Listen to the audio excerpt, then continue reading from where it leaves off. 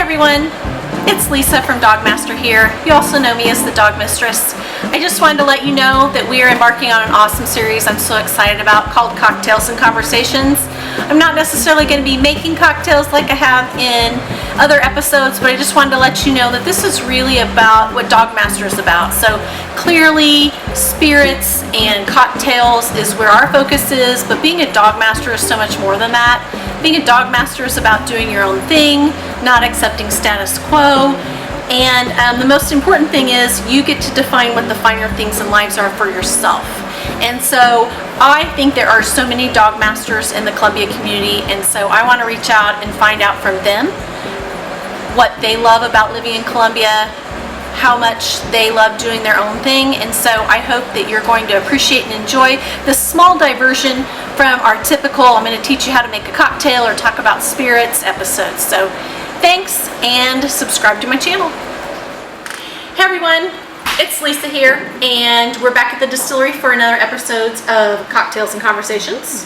Very excited about that. Today we are having fantastic DogMaster Bloody Marys with bacon salt. And I am here with the most amazing Brandi Spurling.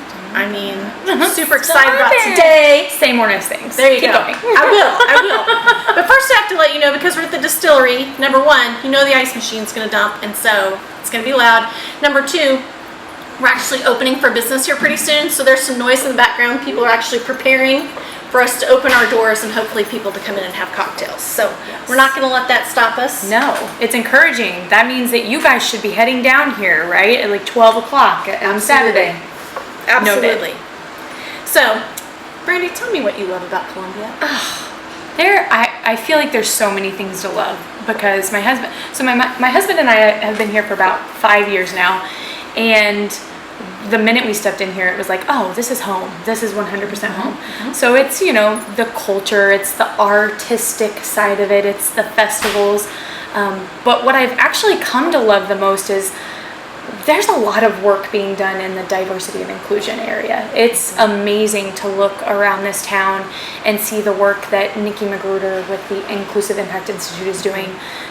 The partnership between the City of Columbia, Boone County, and Inclusive Impact Institute to create the journey to inclusive excellence. And I think that what I love about that is it's the recognition that a community is only as strong as its weakest individual, and the idea that you can look in any corner and there's an opportunity to have these conversations and get uncomfortable with being uncomfortable, because once we recognize our privilege and we work towards that, we're just going to become an even better community. And so I love that about this place. I just think it's amazing. It's a pearl. It doesn't always happen. But then I would be remiss if I didn't mention the food and the alcohol and all the good stuff. You know that. I live here. I am here all the time. I am reading books here. I'm playing games here. And we thank her for her. I know. We love this place. I don't even have to tell my husband. I'm like, food doesn't deliver to our house, but they do deliver to DogMaster. So maybe we just go to DogMaster for dinner. I love it. I love it. Yes. Well, and it's funny that you mentioned Nikki Magruder, because someone recently, as I'm always asking for, who in Columbia should I be talking to, somebody put me on the list. So Nikki Magruder, yes, going to be reaching out to you so that you can participate in one of these lovely episodes if you so choose. Yes. So yeah, there is so many things in every direction, every area of what you might be interested in. It is a huge community, super diverse. So you can be, and it's right in the middle of the state, so you can be on prime hunting property if hunting is your thing. You can be right in the middle of going to see the symphony if that's your thing. Yes.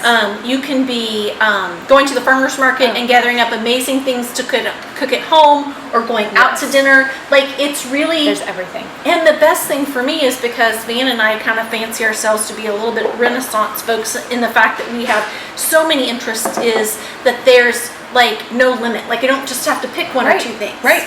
You could do one different thing every hour and be like filled for the entire day. Absolutely. And meet so many interesting people doing that. Yes. And so many people that are so passionate about our community in different ways. We have people that are passionate about the environment. I was never a big part of Ducks Unlimited Yeah. until DogMaster got invited to kind of help with one of their fundraisers, and I was like, oh my gosh, like these people are so passionate about the conservation of, the wetlands and things like that. 100%. And then, then you go to things like, diversity and inclusion and socioeconomic equality. And so there are so many, and I think what we forget is when we are focused on what we're focused on, that when we put all the puzzle pieces together, Columbia is truly, truly interested in Central Missouri thriving. Yes, 100%.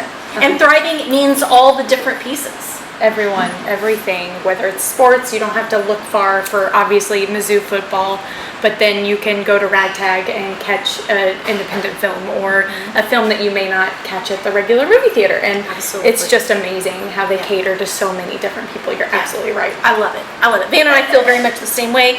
We've been here just probably a couple more years than you all have, and as soon as we came here, it felt like home. Yes, 100%. Absolutely love it. So tell me about who has been a big influence on you. Oh my gosh. I feel like, so this question changes. People ask you this all the time, but I feel like it changes yearly because you meet so many people, especially in this community. It's really easy to turn and look, oh my gosh, there's another amazing entrepreneur, there's another amazing advocate, whatever it might be. Growing up, I was really fortunate to get to know my great-grandma. I spent a lot of time with her, and she was probably the roots of my very advocate heart, because she was just this most amazing woman that worked so hard and was behind my grandpa every step, whispering kind of the turns that they should make. And she lived through the Great Depression and was just a woman that had it all together, it seemed like. And so I spent my summers with her. I spent my weekends with her up until obviously I graduated, and so she was a huge influence on me. And then weirdly, so I came to love Lucille Ball in high school. So I am a huge I Love Lucy fan, huge Lucille Ball fan. And so I think even reading her biography and her story of just the work that she did as one of, a very early female comedian, and the trials that she had to really endure and the things that she had to think about that we now take for granted, it's just amazing. So I would say she is always like in the back of my mind, like the pioneering of Lucille Ball. Absolutely, 100%. I love it. Well, so we've had 4 episodes so far, and you're the 3rd person that has attributed a lot of their thoughts and their beliefs and their work ethic to their grandmothers. Amazing. And I say all the time that there was no recording back then. There was no social media. There was we didn't do the TV, all that kind of stuff. Right. So they were rock stars in their own right. But there was no recording of that. It was just living life and doing what you needed to do. Yeah. And so we often talk about, like where we've come as women, and we still have a long way to go. And I think we are looking at it sometimes from just the lens of now, and not looking back at, if we had all of this recorded, if we had all of this, then we would see that it's never been a progression. Women have been kicking ass and taking names forever. Yes. And that and it was just what you did to live. Yes. You had to be able to do lots of things. You had to make hard decisions. You had to take joy in the small things. Absolutely. And so I love the idea that we're women who are appreciating our past and our ancestors, and using that strength to hopefully really impact and influence those that are coming after us. So Yes. I love it. I love it. Yeah, I couldn't have said it better. Seriously. Well done. Thank you. We're out in public and people don't know you're there, and you hear somebody says your name or an article's written about you. What do you really want to be known for? Like if you were like somebody was having a conversation like, oh, do you know Brandi? Oh, I do. What would you want to come out of their mouths about, like, this is what everybody in town or whatever is really knows her for? What a good question. I would say, I think that one of the things that I hope that I do is that having the advocate heart that I mentioned earlier, is that I fight for the things that I believe in, but I do it with love first, right? So we can absolutely beat our hands on the walls at all hours of the night and hope to instill change and hope that our words are doing it, but that's not going to get us very far, obviously. So I would hope that people would say that, she's very passionate about what she believes in, and she meets it all, hopefully with love in mind first, because if we're all doing that, we have to meet somewhere, right? Like there has to be a middle ground somewhere for us. So yeah, and then kindness. I think being kind is never a bad thing. Being funny would be great. So if you're not saying that, I hope you're saying that now. There you go. But yeah, that's a great question. What about you? What would you? Well, I feel like the same thing. I feel like that there's typically, it may be a very small sliver of common ground, but I feel like when you're interested in finding that, then the motive for why you're doing something or how you approach something is different. And I do believe that most of the issues that we're challenged by today, there can be some level of resolution, but that definitely means that we have to be willing to compromise. And if you come at something from a place of love, or come at something from a place of, I genuinely want to understand why you think that way, why you feel that way, then I'm enlightened, hopefully you're enlightened, and we make one more step together forward. And I would like for people to think that, gosh, now this is a hard question. I would like for people to think that, she left it all on the table. She didn't do it all right. I love that. Maybe she didn't meet all the marks, and she wasn't everybody's cup of tea or what have you, but she just really left it all on the table. She's all in all the time, and she is doing her best to encourage other people that life is worth living and not just existing. Yes, it's too short. Yeah. It's too short. Every present is now the past, right? It's crazy. So fleeting. But I think there's a point in your life where that, like one day it was like I woke up and I was like, holy cow, I am trading whatever my current state of mind or my actions or whatever tedious task I'm doing, I'm trading that for a moment of my life I'm never going to get back. Oh my gosh. So then you have two That's choices. powerful. You can either decide, is this really what I want to be doing with my time? Which sometimes you have to do the tedious stuff. Right. But then if not, then make a different choice, but then also find the joy in the tediousness. Right. Like make that moment count just as much as the big moments or the moments where you're looking forward to things. I love it. Well, and Krista and I were talking about your best yes. Oh my gosh. I Which- love that she's reminding us of that. Yes, makes so much sense. And we were also talking about when you're living your priorities, there's an energy to that. It's There not is. I'm having to take care of this, it's I get to do this. And we were talking about how that synergy makes things like relationships happen. Like you and I, paths crossed, and then paths kept crossing, and then had a couple of conversations, and then we were like, oh, okay. Okay. we've got a connection here. Like there's something Yes. special here. Yes. But I think if we had just continued to get caught in the busyness of whatever we were doing, and the fact that we both have plenty of friends, plenty of commitments, plenty, that you would be like, oh, I'm missing this opportunity to connect with another amazing person. So It's so true. It's so true. Ah, I love that. That's such a good reminder. well, thanks. Thank you, Krista. Thank you, Krista, for I the know. best yes reminder. I know, it was She's awesome awesome. conversation, it really was. So tell me, what advice would you give your 12-year-old self? If you could go Oh back my into the reaches gosh. of 12, and Oh I my only gosh. say 12 because 12, yeah.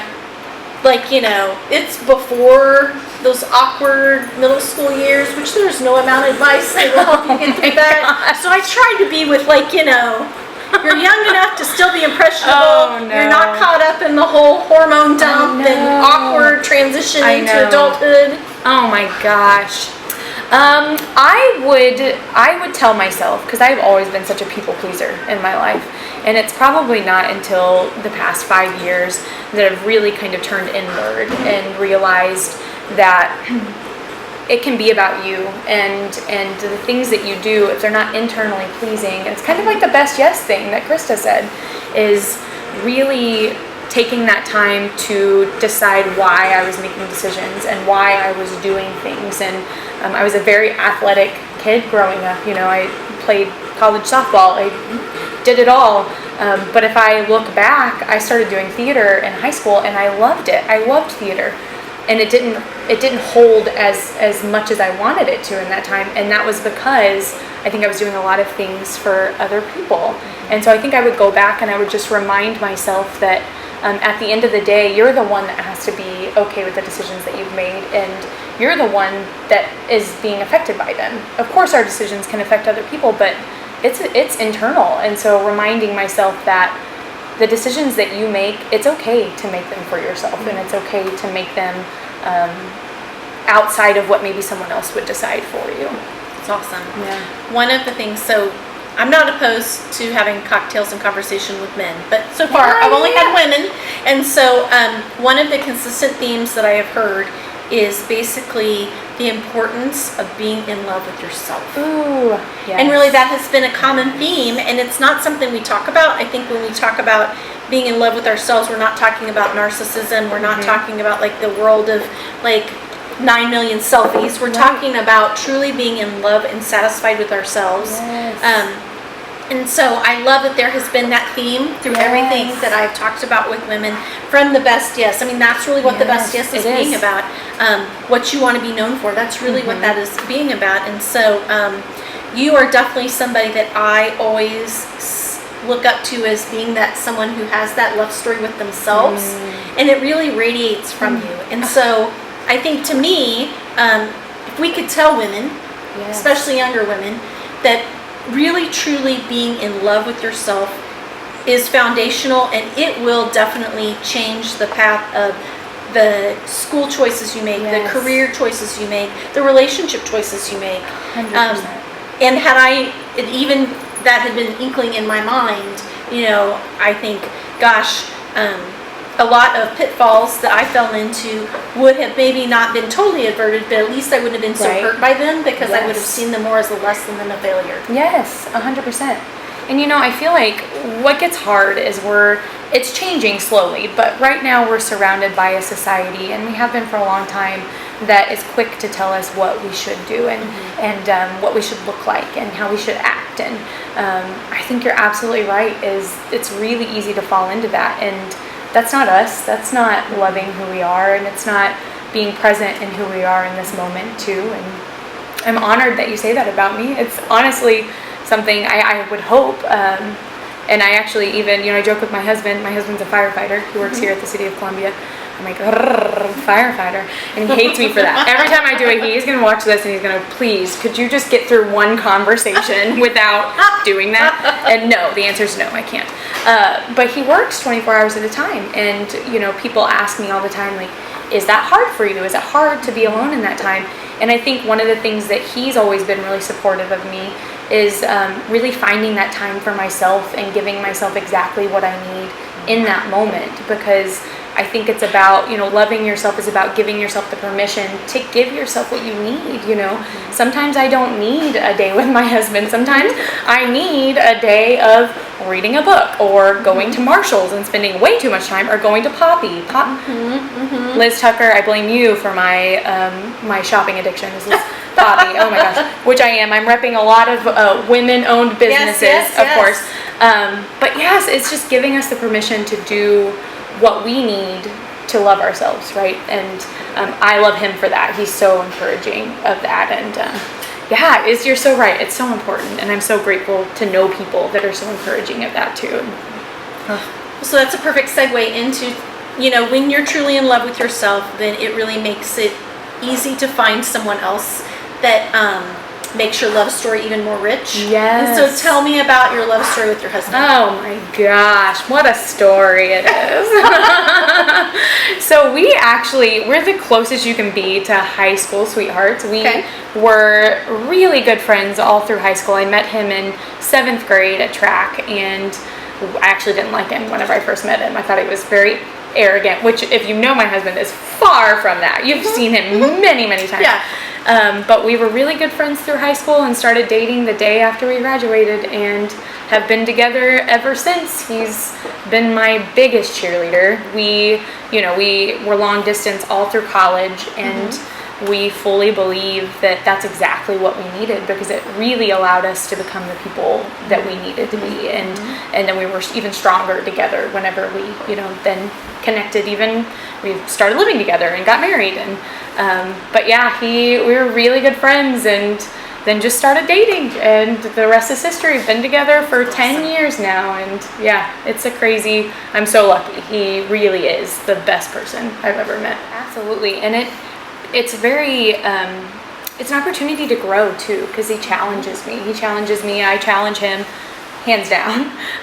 But that's what I think you're absolutely right. It's a compliment, we complement each other in a way of, you can be a strong woman, and you can be, a feminist, and you can, be an advocate and still recognize your downfalls. And I can recognize those areas that I'm not strong. And the great thing is that whenever you have a partnership, no matter who it is, it's those individuals can then come in and help you with those. And he is the perfect person for that. And I'm so grateful, and as I am for him, I think you're right. You don't ever have to put yourself in a box, because, you can be one thing and still be another, and you can be one thing and not be another. And really having someone that you can share that with and grow with, I completely agree. And I also think having a really strong set of girlfriends for me helps me be a better spouse, because there are times where you just need to let off steam, or you're really struggling with something, or you're just trying to have a good time. And no matter what it is, whether I just really had a good time and my cup has been filled up by my girlfriends, or maybe I've really asked them for serious advice, or maybe I just said something offhand and they're like, yeah, but he also does X, Y, Z. Sometimes, it really it gives me that perspective that I need. It gives me that peace that I need from my women friends, and then I come back to it and I'm like, okay, I'm ready to rock and roll again. So I love the opportunity that I have to be all that I am, and with my women, and also connect to my husband and men friends and things like that. So I think we're living in a really exciting time for that. Yes. And I told my husband and I, we joke, which I tell him this, he's not my best friend. He, not in a bad way, but because he is everything that I can't even say to my best friend, right? I have best friends, and that's a whole different relationship. He's not my best friend. He's my partner. He is the person I go to, and I love that. I think we're surrounded by people that can really bring out the best in us, and they're different relationships, and they're different support systems. And I am so grateful, I'll say through Women's Network, I have absolutely created a surrounding of support that it can be very overwhelming, honestly. And I'm sure that you've experienced this too. Whenever you connect with the women in this community, they pour into you. They absolutely are there any moment that you possibly could need them. And it's crazy that you can find that in a place like Columbia. Of course you can find that anywhere, but it's just something else here, 100%. Absolutely. I could not agree more. I love it here. So now we're going to get on to some less serious questions. Dun, dun, dun, dun. What's your favorite word? I've got some favorite bad words. I love the word that can be a verb, that can be a noun. There's been one word that's come up. Was that Erica Peppermint? And Chris, we're going to find one word that I think we're going to, what did I tell you? I said 3 out of 4 people are going to pick this word. I would choose that word, probably. See, she's not even, this is the other thing that I love about our, the women, because, Erica's so she's just in the camera saying it. Yeah. And she's going to keep saying it, and she's I'm all about it. And Krista was sorry, Mom and Dad, everybody's got their own, but the word is still the same, but it was so, I love, all the women that are, come at it from, a different angle, so. It's so powerful, honestly. Yes. In the moments, do you bleep? I hope that you guys can bleep, just fuck, just fuck it, fuck it, fuck this, fuck that, right? All of it. I love that word. But I mean, if I'm being PC, and you do need to bleep that out, I love the word fierce. I think that's a really cool word, and that word too. And it's really empowering. I feel if we can live fiercely, love fiercely, advocate fiercely, man, what a life if you turn around and look at it. Like, I like love that. the word fierce. I love it. Okay, so your least favorite word?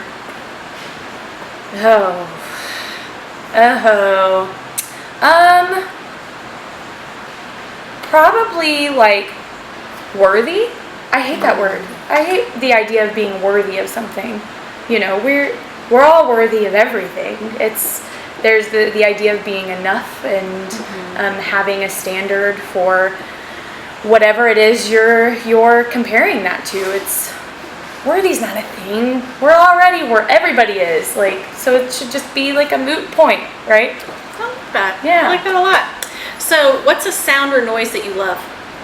I love it and I hate it. My husband makes noises like no one's business, and he does this little cat noise, and our animals come running every time, and every time he does it, I'm like, all right, enough. But I secretly love it. Now I'm hoping that he doesn't watch this because he's gonna do it all the time now. So what turns you on? Oh, did I mention my husband's a fireman? Bring that helmet home, damn it. He hasn't yet, but You're getting really a lot of information here. I'm enjoying every moment of it. I would say, yeah, funny, like he's very funny, and that absolutely gets it. Yes, and he's such a hard worker. So like seeing him mow the yard, that's just like maybe just encourage him to mow the yard. Like he absolutely does. But yeah, the smell of grass. I love it. So what turned you off? Being told what to do or being told that I can't do something.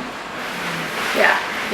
The limit thing. Yeah. Don't tell me what I can't do, and don't tell me to do something. Like, I'm a very creative mind, so being forced to do something, or like, you know, having directions, that sounds awful. Like, that's life, Brandi. You have directions, but I probably work my best outside of anything that's constricting. I love it. So, what profession other than your own would you like to attempt? If you could be anything. So within Women's Network, we bring in a lot of speakers, like monthly programming speakers. They have a monthly luncheon, shameless plug. They have a monthly luncheon that's the third Thursday of every month, and they're phenomenal. They bring in amazing speakers. So to get paid to travel around the world and like, present to people all the time, wow, what a job to have. Like, that would be amazing. Awesome. Yes. So what profession would you never want to attempt? Oh my gosh. I'm going to feel really bad for saying this, especially since, like, I might attempt it someday. A stay-at-home mom. Like, oh my gosh, those women, wow. Like, can we talk about the hardest job ever? And that's having to stay with kids all day long. Like, I just think that they're rock stars, and it just terrifies me. So, shout out to all those stay-at-home moms out there, because it's a job that I don't think that I would choose. It is a lot. Yeah. It is a lot. So, last question, and of course we can chit-chat. If heaven exists, what would you like to hear at the pearly gates? Oh my gosh. Oh, yeah. No, it would have to be my dogs saying like, hell yeah, Mom, you did it! Like, look at us! And like, they're all like surrounding me, you know, and so it would definitely be animals talking. I love my dogs more than anything. And my cats, I love them too. They just don't love me back as hard, you know? I get it. Oh my gosh, I joke that we got a cat, and I was the one that wanted the cat, and my husband wasn't a cat person, but my cats love my husband, who's not a cat person. So it would definitely be animals, like telling me how much they love me and telling me all about the time that they've spent while I haven't been there, because unfortunately my dog's not going to live forever, and that's a hard thing for me to realize. It is a hard thing. Our pets have a really special place in our hearts. And, yes. Yep, we had our dog Wags for 16 years. Oh my gosh. And we have not, I mean, clearly our lives right now aren't really conducive to being pet owners, but right. I think part of why we say that is just because, you know, we cannot imagine having Wags filled such a great need for us, or such a great place of love for us. Yes. And he was so easy. And so, you know, then we talk about, you know, we need to find the perfect dog. Yes. A dog that will want to come yours. with a van one day to work and wants to socialize with other people and other dogs, or doesn't mind being at home if we have to leave him at home or what, you know. And I'm like, holy crap, we can't even find that in ourselves. We're not going to find that in a dog. Four-legged animal do it. So, I mean, I totally get that. Yes, but yeah, they're so special. they are. Give. I know. Love. I know. Anyway, Brandi, it was awesome. This was so cool. I'm so fun. grateful. Well, thank you so much. So who do you think, my final question would be, who else do you think I need to talk to? Oh my gosh, what? If you could sit down and have 10 minutes of your life and see me talking to someone having cocktails, who would it be? Oh, Barbara Buffalo is pretty cool. Okay. She's pretty cool. She's not a name I think I have on my list so far. It should be. I'll put it on there. And I'll be honest, I don't know her like crazy well, but every time I've been around her, it's just like my jaw drops. Another one, Carrie Utterback. Carrie Utterback I'm not super familiar with. Oh my gosh, just amazing. So yes, awesome. Either of those, and you couldn't go wrong. This community is full of women, full of individuals. I know. Just any of them that are just have so much to say. Columbia has so much to say. It really does. So I'm just so grateful to have been here. I'll be honest, like I come in here and I bring people. You know that. Every time I have a visitor that comes in from out of town, I'm like, well, first off, DogMaster, and you brought your woman tribe in. I brought my woman tribe in. I bring my husband. It was so awesome to meet your mom. Oh my gosh, yes, and what you guys have done, and then just the work that you do in the community. I watched Michelle's, and I have to echo, if you haven't ever seen the way that Lisa responds whenever you need something or you need support, and you really are, she is all in. She's like, yes, what can I do? And it's just, it radiates from you. It radiates from this place. You sit around here and you see the people that are here, and you just have a community that, like, you've just created a pearl, and we love it. And thank you so much. We love you guys, and I'm just so grateful to have had this opportunity. We're happy to be here. I mean, I think that is the bottom line of it all. We're happy to be here, and you know, we love living here, and we love being actively engaged, and you know, we get to hang out with cool people like you having cocktails. Best job ever. Awesome. Thanks everyone for joining us for another episode. They come out typically every Thursday. Don't forget to subscribe to my channel, Life is the DogMistress. You can follow us on all the social media. That'll be in the comments below. There is no recipe that I can put on for these Bloody Marys because we do kind of have our own secret mixture. But you'll just have to come into the tasting room, and you'll just have to have one of our finely crafted Bloody Marys for yourself. So, cheers! Cheers!